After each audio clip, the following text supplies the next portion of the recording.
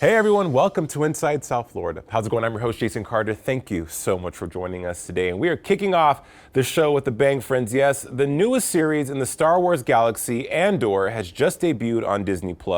And our Inside South Florida correspondent and Star Wars fanatic, Miriam Tapia, sits down with the star of the show, Diego Luna. He shares why coming back to Star Wars is a dream and how this show, it changes everything. The Mandalorian, Obi-Wan Kenobi, and now Andor. Cassian Andor. The Empire is choking us so slowly. We're starting not to notice. Andor is the newest series in the Star Wars universe and takes place 5 years before the events of Rogue One, a Star Wars story. We see Cassian Andor, played by Diego Luna, in an era filled with danger, deception, and intrigue, which ultimately leads him to the rebel hero we know and love. As you may know, or if not, spoiler alert, Cassian dies at the end of Rogue One, as that film was intentionally a standalone story that eventually leads to the very first scene of Star Wars: A New Hope. First and foremost, felicitaciones, congratulations on Andor. You have no idea how happy it made me seeing and hearing the fact that your character was going to come back to the Star Wars universe. I'm curious, how was it for you to come back to Star Wars?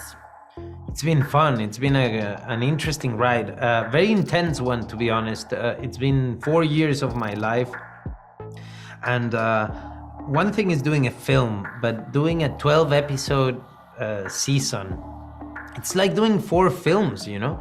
That is the amount of work behind the show. It's a lot of time there, but gladly I worked with a fantastic team in front and behind the camera, with people I learned a lot from, I admire, and I consider family too. Let's take them by surprise.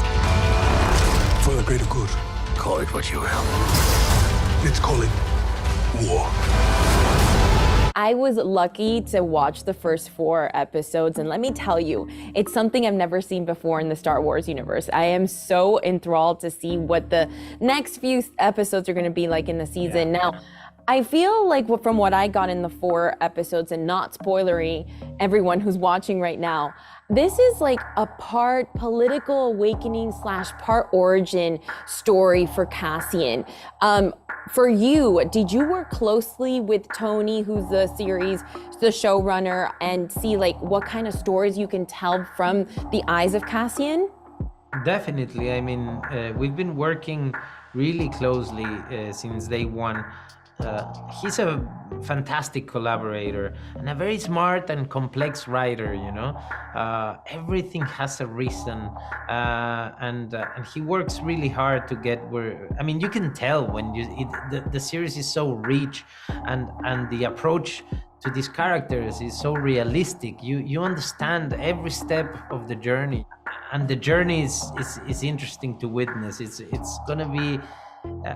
Once you think you know what the series is like, what characters you'll see, this series will surprise you. It would be beside me if I don't ask you. I know I'm running out of time. You're in the forefront with Andor, Pedro Pascal with The Mandalorian, and you have, of course, Oscar Isaacs with the trilogy that just happened at Star Wars. What message do you want to relay for the new generation of Latino kids watching Star Wars? You guys are in the forefront in this universe. What's that message you want to relay to them? Well, I don't want to say much. I just want to thank the support I've received in my life. I feel part of a community. I feel loved, and it just it gives me the right energy and strength to keep going. You know, I've been blessed to have this support, and I just thank you all.